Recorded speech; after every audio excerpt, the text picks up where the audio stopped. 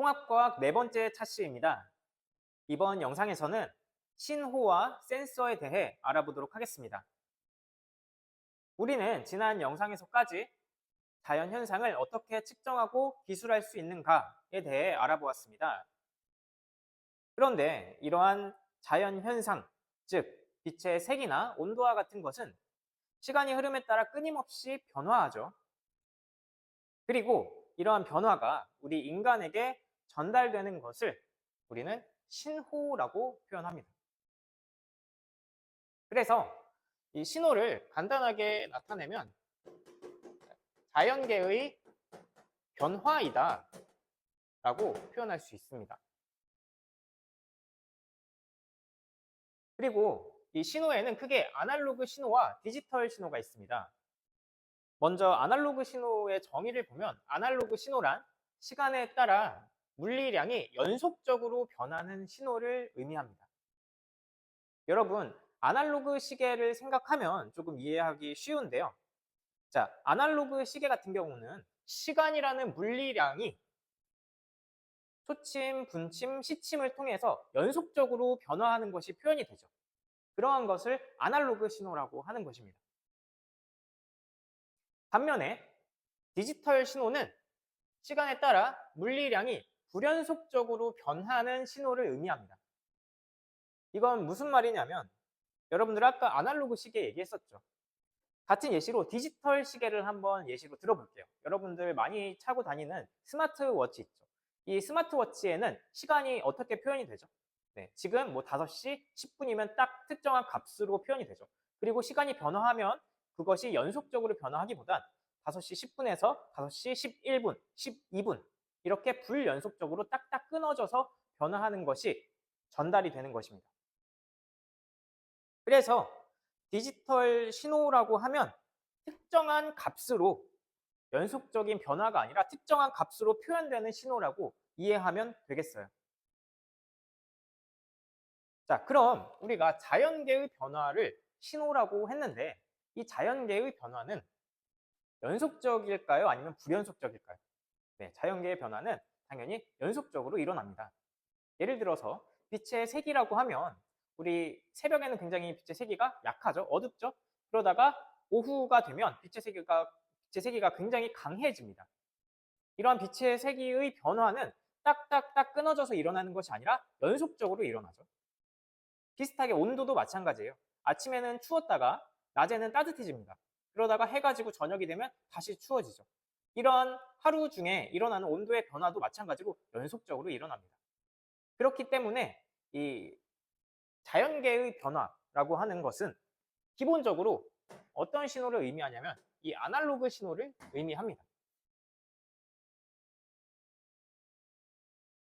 그런데 우리가 실제로 일상생활에서 접하는 많은 신호들은 어떤 형태의 신호이죠? 네, 디지털 형태의 신호이죠. 우리는 디지털 시계, 디지털 체온계, 디지털 속력계 등과 같은 장치로 자연계의 연속적인 변화를 아날로그 신호 그 자체로 받아들이기보다는 디지털 신호의 형태로 특정한 값으로 접하는 것에 훨씬 더 익숙해져 있습니다. 그렇다면 자연계의 변화 그 자체인 이 아날로그 신호를 누군가가 계속해서 디지털 신호의 형태로 바꿔주고 있다고 볼 수 있겠죠. 그러한 역할을 하는 것이 바로 센서라는 장치입니다. 이 센서는 자연계의 연속적인 변화, 즉 아날로그 신호를 디지털 신호로 변환해서 특정한 값으로 표현해주는 장치라고 할 수 있습니다. 그래서 우리 일상생활 속에는 정말 수많은 센서들이 존재해요.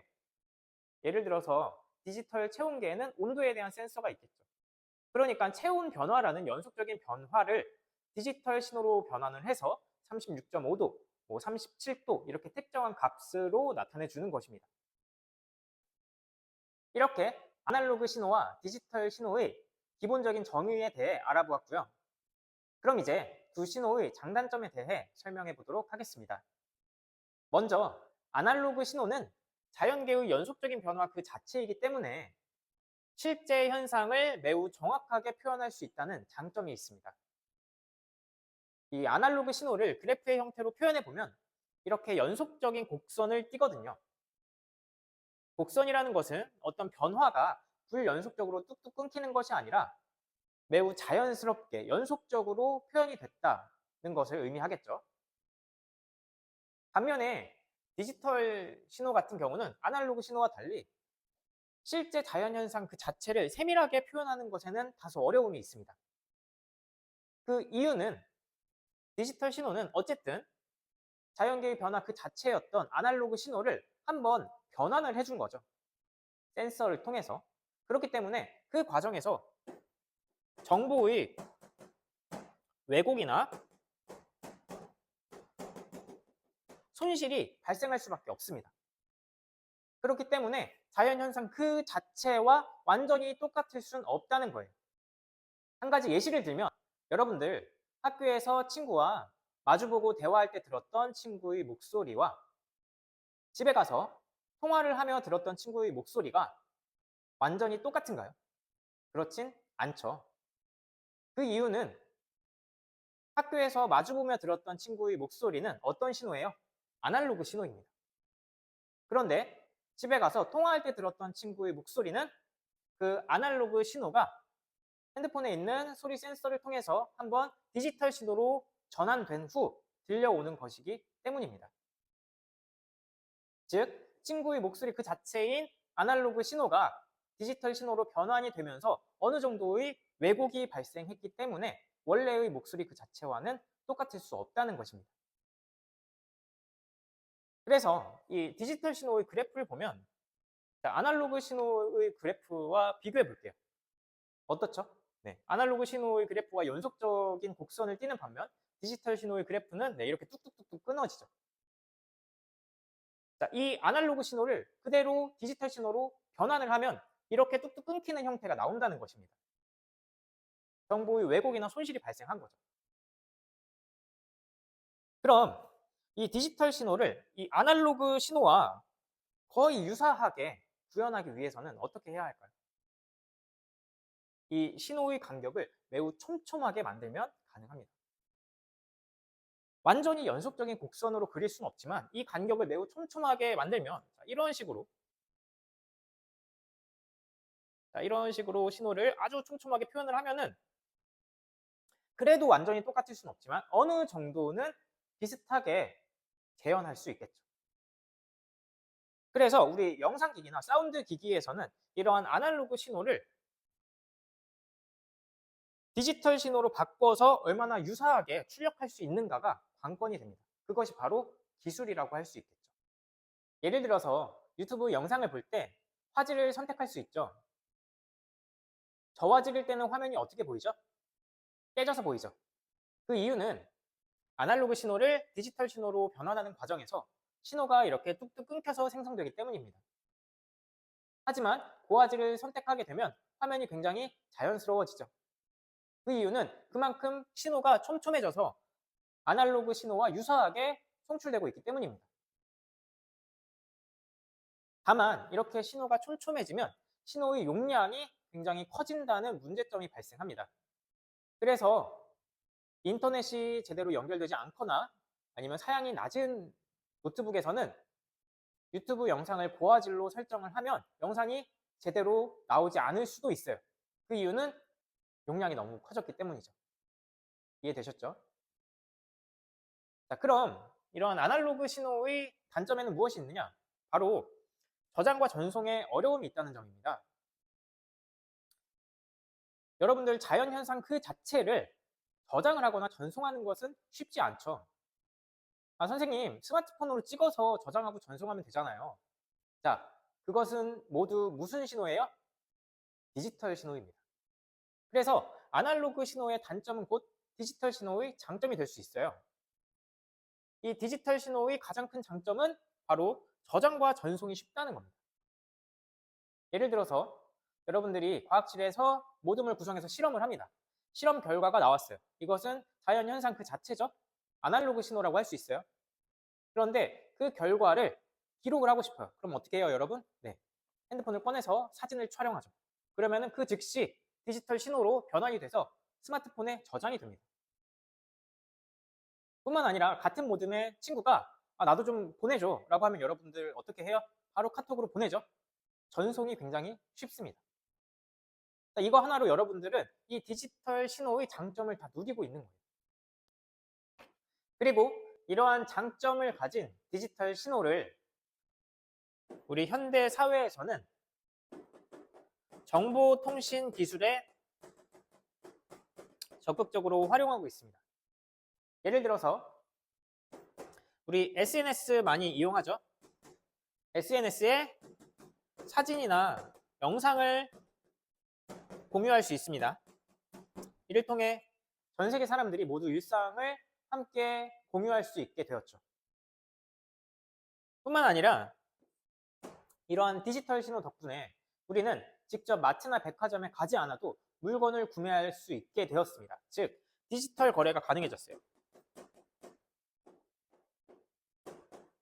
뿐만 아니라 금융 활동도 가능해졌습니다. 직접 은행에 가지 않고도 금융 거래가 가능해졌어요.